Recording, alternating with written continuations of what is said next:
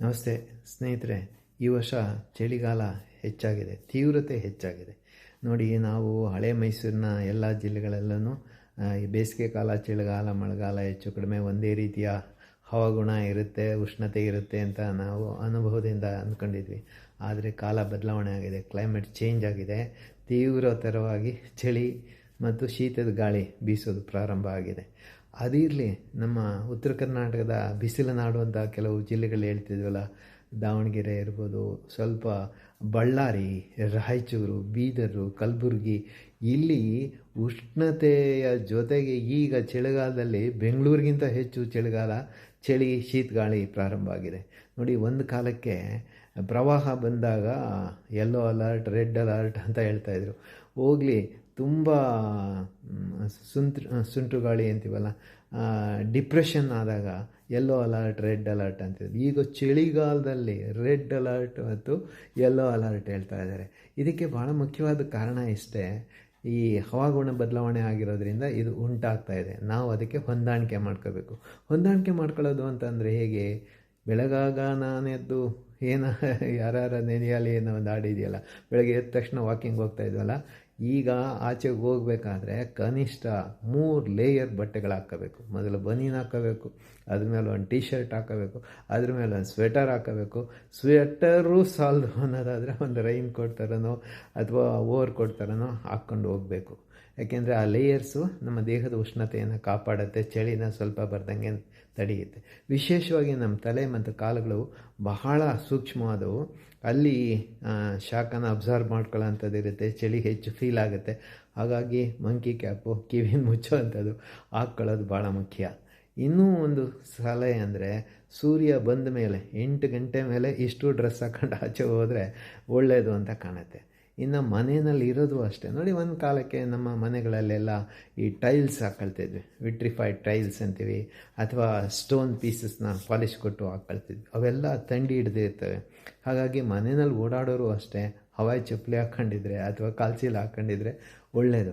ಅದ್ರ ಜೊತೆಯಲ್ಲಿ ಇನ್ನೊಂದು ಭಾಳ ಮುಖ್ಯವಾದ ವಿಷಯನ ತಿಳ್ಕೊಂಡಿರಬೇಕು. ಬೆಳಗ್ಗೆ ನಾವು ನೀರು ಕುಡಿಬೇಕಾದ್ರೆ ಸ್ವಲ್ಪ ಬಿಸಿ ನೀರು ಕುಡಿಯುವಂಥದ್ದು, ಅದಕ್ಕೆ ಸ್ವಲ್ಪ ನಿಂಬೆ ರಸ ಹಾಕಿ ಕುಡಿದ್ರೆ ತುಂಬ ಒಳ್ಳೆಯದು. ಅಷ್ಟೇ ಅಲ್ಲ, ಶುಂಠಿ ಕಷಾಯ ಅಂತೀವಲ್ಲ, ಜೀರಿಗೆ, ಶುಂಠಿ ಇದೆಲ್ಲ ಮಿಕ್ಸ್ ಮಾಡಿ ಕೆಲವರು ಕಷಾಯ ತಯಾರು ಮಾಡಿರ್ತಾರಲ್ಲ, ಕಷಾಯ ಕುಡಿಯೋದು ದಿ ಬೆಸ್ಟ್. ಹಾಗಾಗಿ ಬಿಸಿನೀರು ಅಥವಾ ಈ ರೀತಿ ಕಷಾಯ ಕುಡಿಯತಕ್ಕಂಥದ್ದು ನಮ್ಮ ಶರೀರಕ್ಕೆ ಒಳ್ಳೆಯದು. ಮತ್ತು ಮನೆಯಲ್ಲಿರೋ ಅಂಥವ್ರು ಬೆಳಗ್ಗೆ ಎದ್ದ ತಕ್ಷಣ ಹೋಗಿ ಕಿಟಕಿ ಬಾಕಲು ದಯವಿಟ್ಟು ಈ ಸಮಯದಲ್ಲಿ ತೆಗಿಯೋಕ್ಕೆ ಹೋಗ್ಬೇಡಿ. ಏನು ಅಂತ ಅಂದರೆ, ಬಹಳ ಚಳಿ ಗಾಳಿ ಬೀಸ್ತಾ ಇರುತ್ತೆ. 10 ಗಂಟೆಯ ನಂತರ 5 ಗಂಟೆ ಒಳಗಡೆ 10 ಗಂಟೆಗೆ ಓಪನ್ ಮಾಡಬೇಕು, 5 ಗಂಟೆಗೆ ಕ್ಲೋಸ್ ಮಾಡಿಬಿಡ್ಬೇಕು ಕಿಟಕಿ ಬಾಕ್ಲು ಆದಷ್ಟು.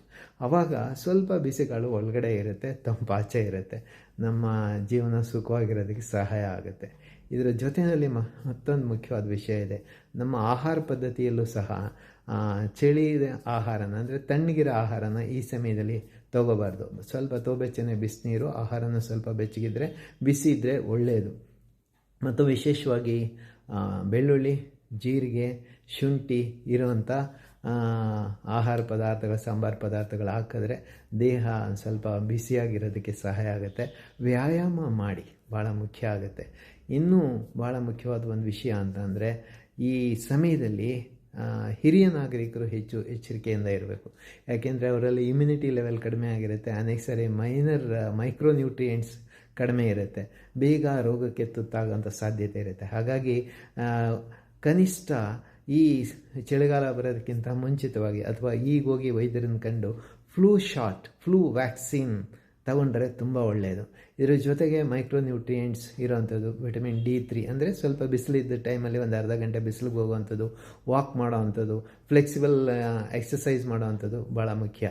ಮಕ್ಕಳು ಅಷ್ಟೇ, ಓದ್ತಕ್ಕಂಥ ಮಕ್ಕಳು ತುಂಬ 2-3 ರಗ್ ಓದ್ಕೊಂಡು ನಾನು ಓದ್ತೀನಿ ಅಂದರೆ ನಿದ್ದೆಗೆ ಜಾರು ಬಿಡ್ತೀರ.